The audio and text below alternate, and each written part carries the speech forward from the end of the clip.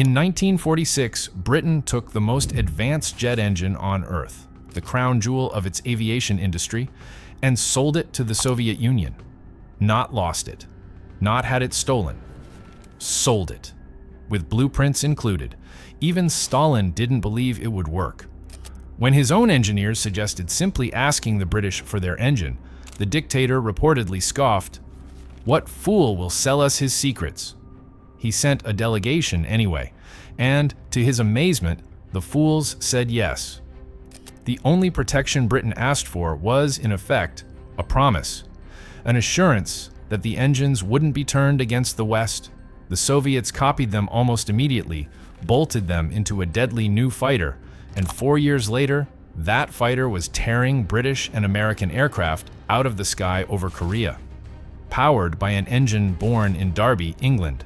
The greatest technology theft of the early Cold War required no spies and no secrets, just a British government willing to sign the deal.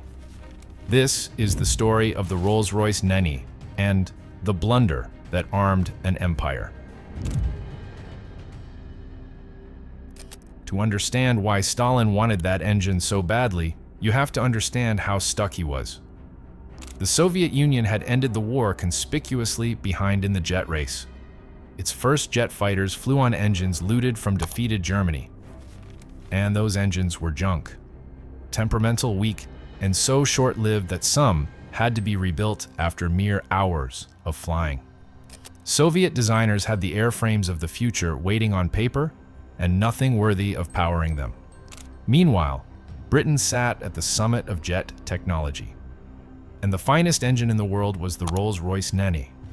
5,000 pounds of thrust, smooth, reliable, a masterpiece, a full generation beyond anything in Moscow's hands. So, the Soviet aviation minister and one of Stalin's top designers made an audacious suggestion. Don't steal it, just ask to buy it. That's when Stalin delivered his famous line about fools and secrets. Stalin's own engineers proposed the most unlikely espionage plan in history, simply asking the enemy to hand over its best technology. And Stalin approved it as a joke that couldn't possibly work. Then the delegation landed in Britain. The men Stalin sent were not junior officials. The delegation included Artem Mikoyan, the MiG in MiG, and engine designer Vladimir Klimov. Their mission: come home with the Nene. They arrived in a Britain that was exhausted, victorious, and broke. The new Labour government was drowning in war debts and desperate for trade and better relations with Moscow. And the man holding the keys, Trade Minister Sir Stafford Cripps, approved what still ranks among the most baffling export deals ever made: sample Nene engines for the Soviet Union, with technical information to go with them. To be fair to the British, it wasn't pure stupidity. The Cold War hadn't fully hardened yet. The deal was defended as commerce, and it came with the condition that the engines not be used for military purposes. But that condition had no enforcement, no inspections, no teeth. It rested, ultimately, on trust. Britain handed its greatest military secret to Stalin, protected by nothing but a promise from a regime that had never kept one. Stalin was reportedly amazed. He wasn't going to waste the gift. The engines arrived in Moscow, and any illusions about civilian use evaporated on contact.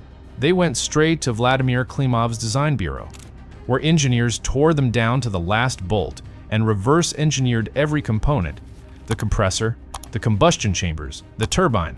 By 1948, a Soviet-built clone was rolling off production lines as the Klimov RD-45, delivering virtually identical thrust to the original. Klimov's team then went further, refining and strengthening the design into an improved version, the VK1, more powerful than the engine Britain had sold. There was no license payment to Rolls-Royce for the copies, and the non-military assurance was simply ignored. In barely 2 years, the Soviet Union had leapt a decade in jet propulsion, a leap its own industry, still recovering from the war, might never have made alone. Britain spent years and a fortune perfecting the Nene. The Soviets copied it in under 2 and then improved it, and all that stolen thrust was about to meet the perfect airframe.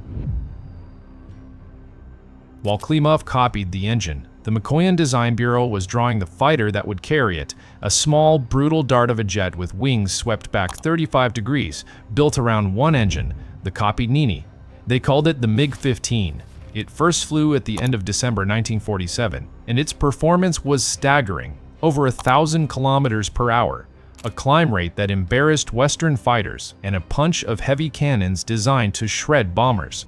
The airframe was genuinely brilliant and genuinely Soviet, but at its core sat British engineering, mass-produced without permission. And mass-produced is an understatement. More than 18,000 MiG-15s would eventually be built. The most produced jet fighter in human history, every single one flying on the descendant of an engine Britain sold for goodwill. The West, meanwhile, had no idea what was coming. They found out over Korea. In late 1950, strange swept-wing fighters came screaming across the Yalu River into the Korean War, and the West's comfortable assumptions about Soviet backwardness died in an afternoon. The MiG-15 outclassed nearly everything sent against it. America's straight-wing jets were outrun and outclimbed, and the giant B-29 bombers, pride of the U.S. Air Force, were mauled so badly that America was forced to abandon daylight bombing altogether and slink into night raids. Savor the full, bitter irony, Stalin's copy B-29s patrolled his skies, while a fighter powered by Britain's own engine was shooting the real B-29s down. For Britain, it was worse. The RAF had nothing that could fight the MiG on equal terms, and wouldn't until 1953. British and Commonwealth pilots over Korea were being hunted by an engine their own government had gift-wrapped. 4 years after Britain sold the Nene on a promise of peace, that same engine was killing Allied airmen over Korea. Only the American F-86 Sabre could truly duel the MiG. And even then, the West's eventual dominance owed as much to better-trained pilots as to better machines. The Nene's Soviet afterlife didn't end in Korea. The MiG-15 evolved into the MiG-17. The family spread across the communist world. China built its own copies of the copy, and the lineage equipped dozens of nations for decades. Now, honesty requires a caveat. Some historians argue the sales damage is overstated, that Soviet engineers were closing the gap anyway, and the Nene mainly confirmed their research and accelerated the timetable. Perhaps. But in a nuclear-shadowed arms race, years matter, and Britain sold those years for almost nothing.